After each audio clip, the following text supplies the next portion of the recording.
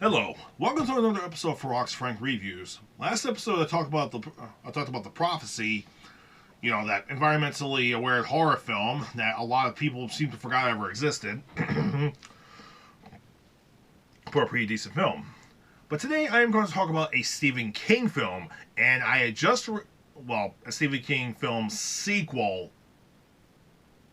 This is going to be kind of a weird review. And I've also realized that today is Martin Luther King Day, which is very weird now that I think about it. I mean, it's Martin Luther King Day, and I'm reviewing a Stephen King style film. Martin Luther King, Stephen King. Wow.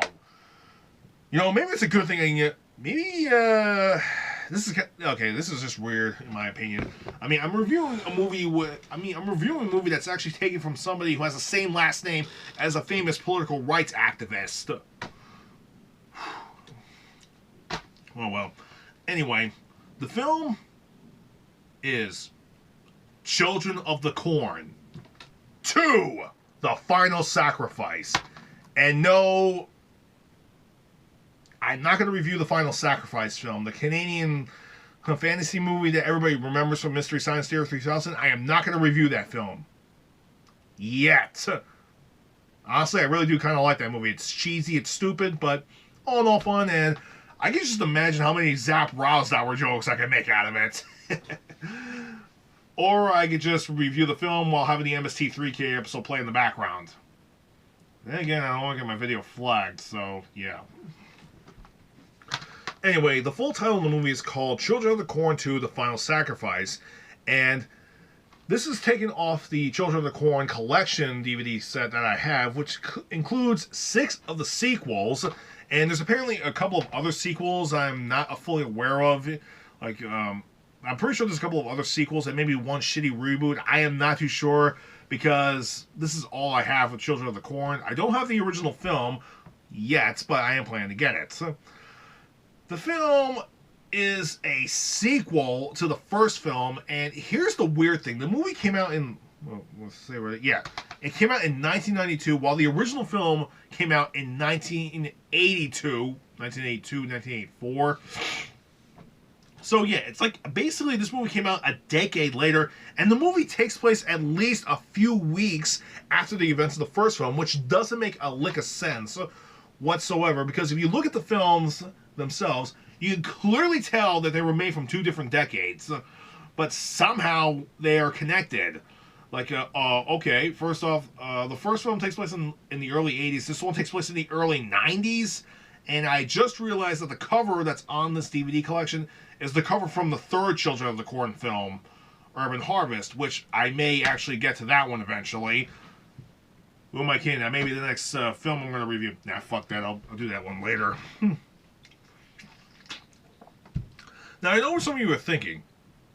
Why the hell am I actually doing horror films? Should I actually do films that take place in January? Well, here's a fun fact. Surprisingly, there are actually several horror films that come out during January, so it's like, okay, fine, I'm actually doing myself a favor. I'm reviewing horror films in a month that surprisingly has horror films come out in. I mean, how many horror films do we have come out this month as it is? Think about that.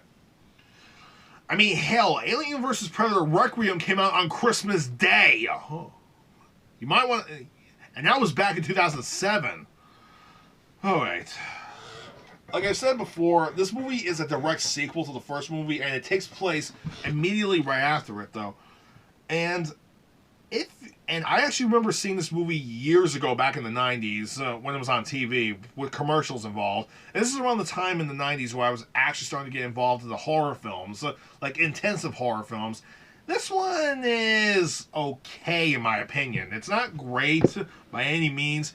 Put it this way: you remember how the first film was kind of like on the Stephen King scale of we have the Stephen King scale. We have so good and so great that it's actually just as good as the novel, or maybe better than the novel. And then we have the ridiculous and so cheesy that it's so bad it is awesome. So where does this film kind of rely on? Well, okay, the first movie is kind of like on this side of the scale. This one is kind of like slapped in the middle because this is a Stephen King film sequel. And that means it's part of the Stephen King property, but it's basically a sequel to the story, which doesn't make a lick of sense. I'm just surprised there's actually like several sequels as it is. I mean, I have this film that has 6 sequels to it. I mean, you gotta be kidding me. Who would have thought this film would have had so many sequels? I'm not even paraphrasing the fucking plot yet. And it's already been 5 minutes already. Good lord. So, the film follows a father and son, and the father falls in love with this woman who's in charge of the place they're staying at, and the son falls in love with the local girl. The movie takes place in the next town over, next to Gatton. Gatton is the place where the first film took place, and where the story supposedly takes place. In this movie, it's the next town over, so that means the towns are basically neighboring towns. But this one, as the film goes on, you'll notice that the adults feel like they're hiding something. I mean, they find the bodies of all the original adults from the first film, that they're all dead. They're all dead. Isaac and his number 2 man are both gone. Mordecai. Yeah. So Isaac and Mordecai are both gone. We now get a new person who gets possessed by a demon, who's now the new head father of the group. Basically, the head priest of the children of the corn. So this kid goes on and on with all types of religion and all the types of religion of being, But the main thing is, like, the one quote he says a lot in the movie is, like, "We are one." And they basically shout that a lot towards the end of the movie. But, yeah, he's basically trying to say we are all one. We, the children, are all one. There's also a subplot in this movie that is, I swear, is actually pretty clever. And it may explain the events of what happened in the first movie, where we see a Native American anthropologist who works for the university come in and help the father character, who's also a reporter. So they start doing some digging around Gatton, and they actually make a couple of discoveries in the sense that maybe in the Native American folklore, supposedly the place was already cursed to begin with before man ever showed up there. And there's actually and he makes a couple of references to like the Amish culture or something, but I kind of like lost track of that one. So it's like, yeah, whatever. But yeah. So they go on, and the reporter's doing some digging around, but the adults are acting really weird around him, saying that they're trying to cover something up. So it feels like this movie is hiding something. That the adults are literally trying to hide something. What are they hiding from exactly? What's wrong with trying to talk to the reporter about explaining what happened over in Gatton? I mean, hell, the anthropologist, the Native American anthropologist, he has the best answer, which is like, oh, no, well, nothing religious happened. Those kids went fucking apeshit and killed everybody. That says a lot right there when, like, a simple answer like that is probably the actual answer of what happened. So, yeah. But as the film progresses on a little bit, like, we discover that there's even more bodies from Gatton that's actually hiding in the cornfields in the next town over. So that's what happened to some of the people where they couldn't find over in Gatton. Like, there's bodies missing over in Gatton. They're in the cornfields in the next town over. Huh? Shit. How the hell did they get over here? I don't know. But even more so, like the head priest is the head child priest is trying to get the main kid. They're trying to get the son involved in the cult, which he does somehow get kind of involved, but he doesn't participate in the murders whatsoever. The murders in this movie are okay. I gotta admit, are okay to say the least. But yeah, there's one murder in this movie that is typically 90s murder, and you can tell it was stupid. Yeah, this movie's supposed to take place in the same time period as the previous movie, but yeah, with a little 90s ingenuity, and plus Home Alone just came out the last couple of years, so supposedly there's a woman, an old lady in an electric wheelchair, and the kids have an RC car, and with the RC car's controller, they take control of the stupid wheelchair, and through 90s shenanigans, she gets hit by a car, and the car goes flying into a bingo hall and killing her instantly. But I would say it was gonna kill her, but when you stop the picture, when you stop and pause at it, you can clearly see that it's just a mannequin dummy that's on the wheelchair. Typical 90s. Typical. Just fucking typical. So, anyway, the anthropologist and the father later discover that they check out the cornfields and they check the corn silos, but there's something wrong. The corn silo is full, and yet the corn is still, and the freshly made corn that's being harvested is still out in the field, which doesn't make any sense. And they notice something else. There's a green gunk on it. It's bacteria. It's a type of bacteria that's actually created from insect pesticides, but it doesn't form unless it stays like literally hidden in the corn on old batches of corn. And that's when the anthropologist makes the discovery that the corn that's in the silo, all the corn that's in the silo, is contaminated with bacteria. And he makes the discovery that the corn is from last season's harvest. So all that is last year's corn. And also, some of the murders in town were kind of unexplained with the gunk. Also, one guy actually has a nosebleed that winds up killing him in church, but supposedly they're saying that's a voodoo doll that kills him, but it's later explained that everybody has breathed the air that this bacteria has caused, which results in nosebleeds, hysteria, and coughing, and pretty much leads to conditions that leads to death. Also, it's very influential on children because it warps their minds. And that's when the anthropologist realized that the children breathed this air over in Gatton, and they were heavily infected by it. And so, through some form of, and they believe that that's what made them go crazy and killed everybody.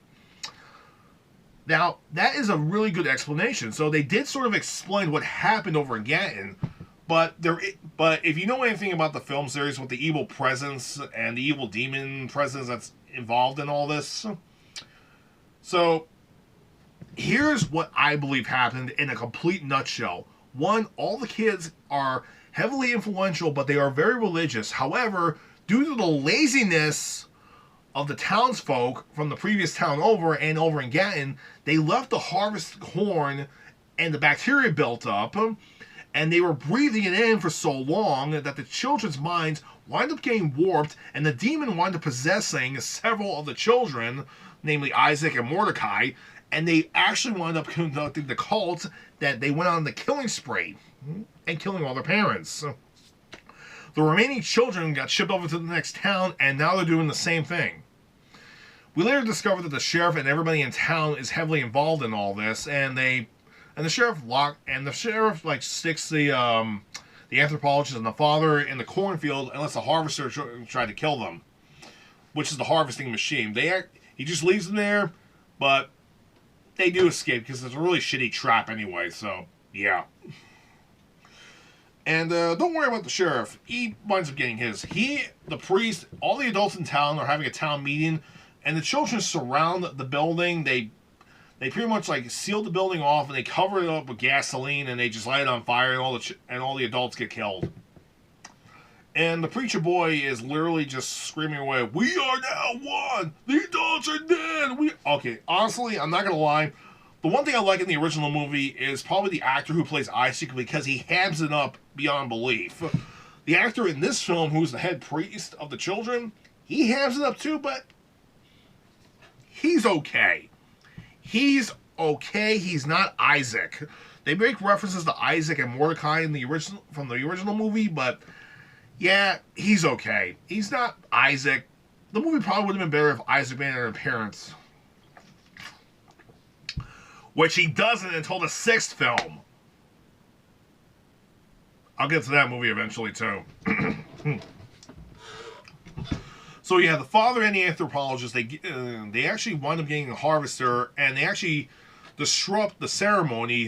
The ceremony for the children was they were going to sacrifice the the father's girlfriend and the son's girlfriend for the harvest. But the anthropologist and the father come in, they fuck it up, and yeah, at some point the priest's son, the preacher kid, he actually winds up getting killed, and the demon actually leaves his body, and he gets mutilated by the harvesting machine. And they set the corn field on fire too. So yeah, the anthropologist actually winds up getting killed by one of the children. But the movie ends on a happy note with the father, the girlfriend, the son, and his girlfriend. They go off into the sunset, and we see the anthropologist in the Native American spirit form paint something on the rock, saying that the legend is now, that the prophecy is now complete, and he disappears, which would indicate that this was the final sacrifice, and the film series would have ended. Would have ended if there hadn't been so many damn sequels. Sweet Jesus. Children of the Corn is by far the most ridiculous franchise I've known so far, and it's based on a short story by Stephen King that wasn't supposed to be taken seriously. But somehow we crammed over half a dozen sequels out of it. How do you do that?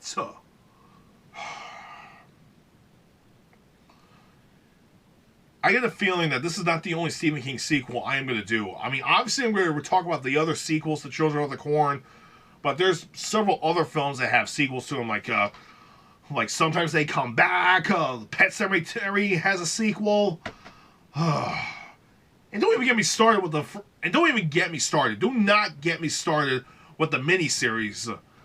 Oh boy. So yeah. So this is good. So I got a feeling I'm going to be doing more Stephen King related stuff eventually. So yeah. Happy Martin Luther King Day. I just spent it reviewing a Stephen King sequel film. Oh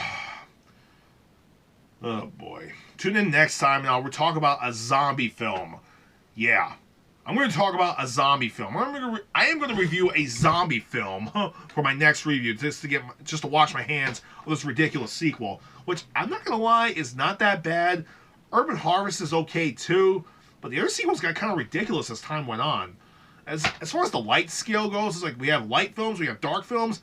These films kind of went a little haywire with the scale on that one.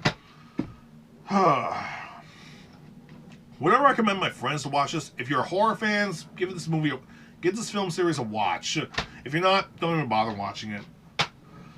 Like I said, tune in next time. I'm going to review a zombie film, so I can wash my hands of this ridiculous shit. Until then, take care.